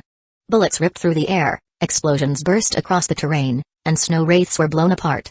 Above, flames raged, burning the creatures attempting to leap from the snow, their shrieks drowned by the roar of the inferno. One after another, snow wraiths lunged from the deep snow, their bodies scorched by sunlight as they shrieked and latched onto the train's armor. Their long tails whipped forward, their needle-like stingers stabbing with force. Thud. Thud. Thud. A series of heavy impacts rang out. To everyone's shock, the snow wraith's tail stingers were powerful enough to dent the thick armor plating. Some of them found gaps in the armored grates, their stingers piercing through the steel shell, embedding several inches deep into the train's exterior. Bzzz. Bzzz. Bzzz. On the roof, Kiki, dressed in heavy winter gear, soared from the front of the train to the rear, releasing shockwaves from her hands. The force blasted the clinging snow wraiths off the train, sending them tumbling into the fire and sunlight, where they were instantly incinerated. Before they died, these creatures behaved like bees on a suicide mission, stinging with everything they had before being engulfed in flames and plummeting into the abyss. Before long, the steel plating of Infinite Train was covered in a dense array of dents from their stingers. Swish. Standing at the doorway of carriage 11, Lin Xian raised his hand and unleashed a mech cannon, blasting apart a massive snow wraith that had been lying in wait. The shot pierced through it and struck 2 more behind it, killing them instantly. Boom. Boom. Grenades detonated in the snow, sending shockwaves rippling through the white expanse. Each explosion revealed the hidden menace below, countless snow wraiths lurking beneath the frozen surface. Lin Xian's face was grim. Every single explosion exposed more creatures, confirming just how infested the snowfield truly was. Director Ding. It's down to level 3. Ding Junyi reported. Increase firepower. Without hesitation, Lin Xian called out, Shasha, fire the railgun. The railgun didn't require ammunition and was typically reserved for large area entities, but right now, they couldn't afford to hold back. Got it. Shasha immediately activated the G3 railgun system. Vroom. The roof hatch of Carriage 2 slid open, and the G3 railgun's main barrel slowly ascended. Below, the extreme energy capacitors charged rapidly. A dazzling blue energy beam began to glow along the rails, and the targeting system locked onto a dense cluster of snow wraiths before firing. Vroom, zzzzzt. A deafening ionized shockwave rang out as a brilliant beam of destruction blasted into the snowfield 100 meters ahead. Boom. Snow and ice exploded into the air, the impact sending a hurricane of shockwaves through the blizzard. A massive crater, several meters wide, formed where the blast had struck. More than a dozen snow wraiths were instantly vaporized, their bodies reduced to nothing but a spray of green blood. With the addition of heavy artillery, the suppression of the snow wraiths became even more overwhelming. Rah! In Carriage 5, Danzō stood at the automatic door, gripping a Gatling gun with a belt of ammunition draped over his shoulders. The rotating barrels glowed red-hot as he let out a battle cry, mowing down the oncoming creatures. On the roof, Lu Xingqian and Kiki unleashed their abilities. Lu Xingqian's flames scorched the creatures bursting from the snow-like locusts, while Kiki used large-scale telekinetic waves to crush those hidden beneath the surface. Level 2. 3 minutes remaining. Ding Junyi's voice came through the comms. As Infinite Train's firepower swept across the landscape, the once pristine snowfield became a hellscape of corpses and green blood. The sheer force of their bombardment nearly drowned out the sound of the storm itself. Ra-da-da-da-da. Boom. Boom. At this point, aside from the 1,130 close-in weapon systems and the Vulcan mech, Infinite Train had deployed almost all its firepower. Now, it was up to the ability users to play their trump cards. Lin Xian, however, wasn't willing to use the Eerie Cube just yet. There were unknown giant creatures lurking in Palma grasslands and Ye's Lake, threats hanging over their heads like a sword. He needed to conserve energy to keep Infinite Train supplied with ammunition. Level 1. 1 minute. Finally, under the relentless onslaught, the dark mark was pushed below level 1. Though the Hell's Black Chrysanthemum still glowed faintly red, Lin Xian ordered a ceasefire. He checked the time, 17:05. It had taken approximately 12 minutes. After calculating the time left until dark, he turned to Chen Xixuan. Ms. Chen, nightfall should be at 18:35. Adjust our speed, we need to enter Wuliasatai Mountain by 18:00. Based on her earlier calculations for the campsite, they were right on schedule. To ensure accuracy, Lin Xian left extra time to eliminate any remaining marks before nightfall. Understood. In the cockpit, Chen Xixuan finally felt a slight sense of relief. She pushed Infinite Train to full speed. Whoosh! Whoosh! The thick snow was violently cleared away by the icebreaker shield, flinging it off the tracks. The colossal rail fortress engine roared as it accelerated, racing toward Wuliasatai Mountain. Every minute gain meant more time to relieve pressure, and the fewer marks they carried into the night, the safer they would be. Across the train, crew members moved swiftly. Though they had just finished a battle, there was no time to rest. They immediately began restocking ammunition, preparing for the next pressure relief operation. Kiki, head to the cockpit. For what? Lin Xian led Kiki to Infinite Train's control room. As the train accelerated, he needed her to monitor and clear any obstacles on the track ahead. Use your ability to stabilize the train. If anything appears on the tracks, blow it away. Got it. Kiki nodded, understanding his intent. Chen Xixuan added, the snow is already over 80 centimeters deep. At this rate, by morning, it could exceed 1.5 meters or more. Her biggest fear was that the train would get buried completely, rendering it immobile. But right now, they had no choice. Driving through the night would be suicide. Lin Xian's expression darkened. We'll deal with that later. Where are you going? Kiki asked. Lin Xian turned away. Fixing the carriages that got pierced. The snow wraiths might not be huge, and they were easy to kill, but their sheer numbers, speed, and armor-piercing stingers made them a serious threat. And this was only during the day. At night, they would enter a berserk state. If Infinite Train got fully surrounded, a breach could mean catastrophic losses. Their only hope was to fortify before darkness fell. The outer layer of the research carriage is made of nitrided steel, boron carbide ceramic, and a self-repairing gel layer. In Carriage 4, Ding Junyi was checking whether the plants in the cultivation area had been affected by the infiltrating snow and wind. Seeing Lin Xian repairing the train's armor section by section, she spoke up. This is aerospace-grade technology. You might want to consider upgrading Infinite Train's armor with something similar. It's not that simple.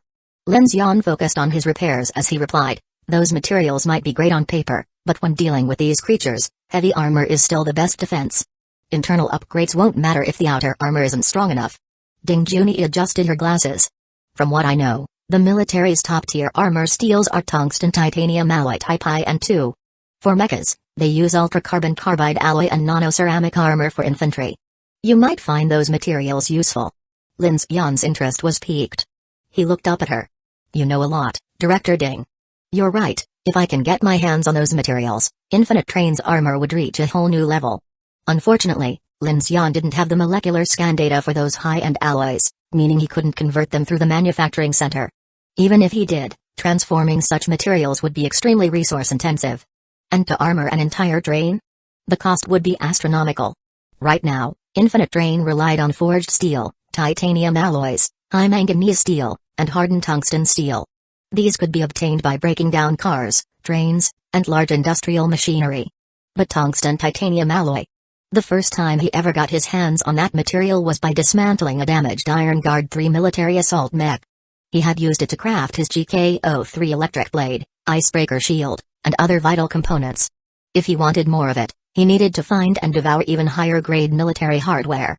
Cars and trains were no longer enough, they could only be used for ammunition and weapon manufacturing. Rumbling through the blizzard, Infinite Train thundered down the frozen rails, its engine roaring like a beast. In the distance, more snow wraiths swarmed beneath the ice, their restless movements causing a shhh sound as they pursued the train. After repairing the damaged carriages, Lin Xian reinforced the outer armor. He also modified the shooting ports. When the battle started and the explosion-proof doors were opened, the internal temperature of the train had plummeted. To conserve heat, he programmed the passage gates between carriages 3 and 4 to automatically close when not in use. But the living quarters in the back had no such protection. Cold air streamed in through the shooting ports, rapidly turning the living area into an icy wasteland. Many of the crew members who had been firing earlier now found their hands frozen stiff. To counter this, everyone suited up in thick thermal retention gear and winter combat suits, bracing themselves for the approaching night. Lin Xian, we're almost there. In the cockpit, Chen Sixuan peered into the distance. Ahead, several massive rolling hills stretched across the snowy expanse, their peaks blanketed in thick snow. Wuliasatai Mountain was a ring-shaped terrain consisting of low hills. Its highest peak was only a few hundred meters tall. Before the Palma grasslands were buried under this endless winter, it had been a breathtaking natural wonder. But now, all that remained was a vast, snow-covered wasteland. The sun was beginning to sink, its light dimmed by the raging blizzard. The extreme cold vortex above continued to churn, and the temperature dropped even further. Chapter 248, Endless Winter Night. Whoosh! Whoosh! Whoosh! The black heavy-duty train plowed through the thick snow, roaring like thunder amidst the raging blizzard. Above, the ferocious vortex of extreme cold loomed over the sky, swallowing the heavens in its snowy abyss, plunging the world into an early darkness. The land was a vast, white wasteland, where nothing could be seen except the endless howl of the storm. Mark level approaching 4. Prepare to open fire. Screech. From beneath the snow wraiths surged like a flood, kicking up a violent storm of frost and ice. Thud. Thud. Thud. The deafening sounds of collisions against the train and tracks grew more intense. Standing inside Car 2, Lin Xian surveyed the Sentinel system's external feeds, his gaze cold and focused. Lin Xian. Chen Sixuan's voice crackled through the communicator. There's a swarm of creatures gathering at the pass ahead. Kiki immediately switched to the electro-optical targeting system, locking onto the vast, snow-covered plains before them. From the blinding white fog, countless black and white long tails surfaced from beneath the snow, writhing like a rising tide. Perhaps it was the approaching nightfall, or maybe the blizzard's cover, but these snow wraiths were now able to breach the snow's surface, charging toward the train like a relentless storm. Kiki frowned at the surveillance feed. It looks like our level 4 mark has attracted even more eerie entities. Lin Xian's expression darkened. He pressed his earpiece. Speed up. Crush them. Woo. Activating the mechanical heart, he boosted the Infinite Train's engine output, forcing it to accelerate once more. Glancing at the time, 17:53. With zero experience against the dark tides, their estimated nightfall was only a rough guess. Judging by the thickening darkness, full nightfall would arrive in about half an hour. Kiki, take the front. Got it. Kiki nodded seriously, sprinting forward. Lin Xian then turned his gaze toward the carriage corridor, waiting for Ding Junyi's signal. Level 4. Open fire. Boom. Boom. Boom. BZZT. Above Car 2, The G3 electromagnetic rail cannon roared, unleashing a violent, ionized blast wave. The sheer electrical discharge sent tingling static across Lin Xian's skin. He turned back to the monitor, locking eyes on the incoming snow wraith swarm. Everyone, brace for impact. Collision. Boom. Snow erupted into the sky.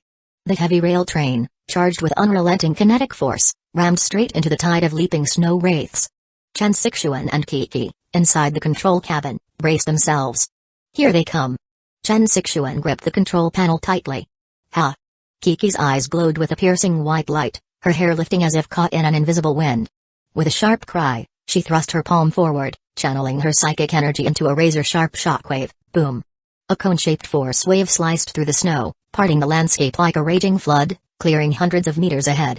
Beneath the snow, the barren railway and withered ground were fully exposed. Hundreds of snow wraiths were violently launched into the air. Those caught too close were torn apart instantly. Those further back were still thrown into the howling winds, scattering like uprooted weeds.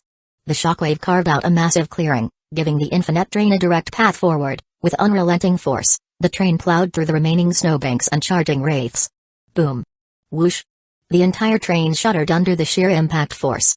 Inside the carriages, various items crashed to the floor, shattering across the ground. Outside, tons of snow erupted tens of meters into the air, forming a towering snow fountain. Chen Sixuan's windshield was immediately blanketed, her vision completely obstructed. The steel armor plating and icebreaker shield were pelted like a torrential storm, followed by the shrill wails of countless creatures. Doomsday on the rails. Thump. Thump. Thump. Thump. Thump. The infinite train barreled through the storm, leaving behind a path of destruction. Bone fragments exploded. Skulls shattered. Blood and viscera splattered the reinforced glass, coating it in a grotesque film of red and white gore. Chen Sixuan activated the washer system, but the bloodied mess was too thick. Beside her, Kiki gritted her teeth, reinforcing the train's frontal defenses with another psychic barrier. BZZT. Whoosh. The electromagnetic rail cannon operated at full power, its smart targeting system prioritizing dense enemy clusters and large-scale threats.